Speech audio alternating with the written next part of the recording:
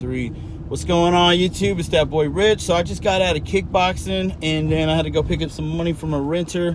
Thing that just popped up in my mind is this weekend there was 2 MMA fights, a UFC fight and a Bellator MMA fight. And I just watched a clip earlier today and a couple times, man. So the UFC fight, there was only really 2 good fights. I mean, Jose Aldo fought, but really only 2 really good fights out of that whole card. And pretty much it was the main title fight between Rose Namajunas and Jessica Andrade or whatever. Brazilian chick, looked like a dude. Good fight. Rose was piecing her up left and right, man. I thought she was gonna win, but one mistake put you down. And then I guess she did something, and homegirl got behind her, lifted her, slammed her on her head, knocked her ass out. Because then when she got up, she was just like, dang, I lost. Now I got her contemplating, like, should I retire or whatever? But it is what it is. It happens. It's the fight game. Then, yeah, Anderson Silva fought before that against a guy named Cannonier or something like that. So Anderson Silva's like way out of his prime. Still a good fighter, but he's an old dude, man. Like, it's time to put up the gloves, dude, or just, you know, write books or be in movies or something. The whole fight, the dude just kept going for that leg, you know, back of the knee or whatever. Just those low kicks to the leg. Was not interesting at all. You know, they pop off every few, and then at the end, like, I don't remember, it was the second round, I believe, man. The dude caught Anderson again with that low kick. Anderson buckled, fell back, and he tried to go back up. The referee came, and he couldn't even get up because he blew out that knee. Man, Anderson Silva sucks, dude. Like, you're a legend, bro. Like, you're very inspirational to a lot of fighters. But there's a time and a place for anyone when it's time to realize, okay, it's time to hang up, because I don't want to see the dude get knocked out. We all know what happened when he fought Weidman. He was goofing, and then he got caught. And then the second time he fought, I mean, he was winning that first fight, and the second time, you know, you better hesitate because you just got knocked out or whatever. Then his knees, like, his shin snapped because he went for a kick, and Weidman checked it, and it freaking snapped his leg, showcasing that the Weidman hype train was at that time or whatever. Speaking of hype train, we'll get to the hype train term, right? So then we get to Bellator. Bellator had 2 really good fights. They had a couple fights, but the 2 that really caught my eye was the one between Michael Chandler, which is the lightweight champion, and he was fighting Patricky Pitbull. I don't know how to pronounce his last name, Brazilian dude, but he's the featherweight champ. So they're both going at it, man. In the first round, Michael Chandler was a bigger dude, but from what I've seen, the smaller weight classes, every time when someone heavier steps down, they get beat. And then Patricky caught him back of the ear. Cain Velasquez, that dude, you know what I'm saying? Remember when Cain Velasquez fought Junior Dos Santos on the first fight, the Fox UFC fight, and then hit him in the back of the ear, lost his balance, went down, that was it. Michael Chandler, he kind of like, he lost his balance, like he crashed for a second, but the referee came really too fast and stopped it, but to protect him because he saw him go down. But it was kind of like a really premature stop, but it is what it is, you know. Referees are trying to protect the fighters. Then we get to another hype train derailment. So every once in a while you get a fighter that everyone's like, oh man, he's the best fighter, dude. Like, he's undefeated. He's so dope with his style and everything.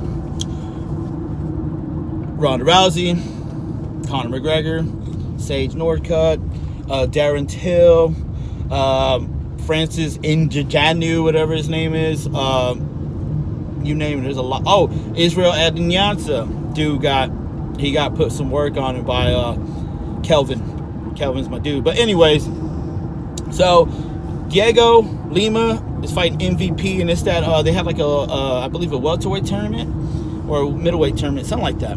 Yeah, Bellator always has tournaments, just like Strikeforce for some weird reasons. So they have a tournament or whatever, and this is the fight, I think, just to go to see who's going to fight the winner at a Rory McDonald and someone who's related to the Gracies. So, usual, the MVP dude who does all that flashy stuff or whatever. And, you know, Diego Lima, you know, is a really underrated fighter. Like, I think he's one of the best fighters in the world. He's just fighting in the wrong company. Like, if he fought in the UFC, he'll pull an Eddie Alvarez and just show everybody what Bellator can do, you know what I mean? So anyways, he was in there, they going in there, and it was back and forth, whatever. Round 2 happens. MVP catches him, kind of buckles Diego Lima, kind of like, oh, shuffles or whatever. Catches his wits again, gets back up, you know, starts catching shit. And then think about MVP. He has that really wide karate stance, and he hopped into him, right? He throws everything in his punches.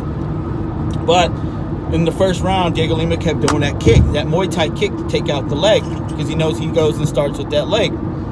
So it happened, right? He went in for that. As soon as he went in for his little charge, Diego caught him with that kick, threw MVP out, like out of his balance. The dude flew like this, dude, like Superman, dove into the ring, and like the fool he was, because this dude's a one-dimensional fighter. He tried to get back up the not so brilliant, smart way. And Diego Lima went in there, caught that fool, right? Knocked him out cold while he was trying to get up, and then dropped 2 hammer fists, and that's it.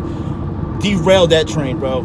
Derailed that train. And you know what that's gonna do? It's just gonna show other fighters who's gonna fight MVP. This dude has no ground game, and like, he came up like a fool. Like, this dude came up straight up. Like, usually you want to go into your guard or pull back and then get back up, you know what I'm saying, or pull someone in. But dude had no ground game, so he went in there, did that little flashy move with homeboy. I mean, Diego Lima kept checking up, going for that leg, you know, just testing the waters out. And then boom, threw him off balance. The boy dove into the ring like, oh. He tried to get up really quick, slapped him, like knocked him out cold before he can even lay back down. As soon as he hit the ground, and it was 1, 2. And yeah, man, that's what happens to them people who are overhyped. It happens all the time. George Masvidal knocked out Darren Till. Darren Till was doing all that flashy stuff, right? Oh, he's undefeated or whatever. Dude got pieced up. Tyron Woodley beat that boy up, man. Beat the brakes off that boy. George Masvidal knocked that boy out. Silly. Same thing with Conor McGregor. My boy Nate Diaz, on 2 weeks' notice, beat that ace, man. Just beat that boy up, man. And then dude just tried to go for a takedown. How you gonna take down if you don't know what you're doing? You know what I'm saying? Same thing for Israel Adesanya. He tried to fight Kelvin, gassed him. Kelvin was beating that brakes off that boy until he got tired. He got tired, man. If Kelvin had more, but see, he didn't finish when he was supposed to. Like, he popped him. He had him like on the corner. I forgot what round it was, 3rd or 4th, but he didn't go. Like, he went there and he started like, I don't even remember what he did. He went for like a takedown or a clinch. And I was like, dude, what are you doing? Like, what the? Finish this boy. And you already have other fighters like, oh man, he ain't gonna beat Yoel Romero is a beast in middleweight. So Israel Adesanya, you ain't got no hope, man. Like, you got no hope fighting. Or even Forrest Whitaker, like, you know what I'm saying, the middleweight champion. He ain't got no hope, dude. Like, the dude just got exposed. Yeah, R.I.P. MVP's hype train career or whatever. The dude's never gonna shine like he did before, and it's just exposing him for what it is. So yeah, remember that. Hype trains get derailed fast. Ronda Rousey, she's still a legend to me. Now she's like a wrestling chick on WWE getting paid real money, but it sucks like you got knocked out silly.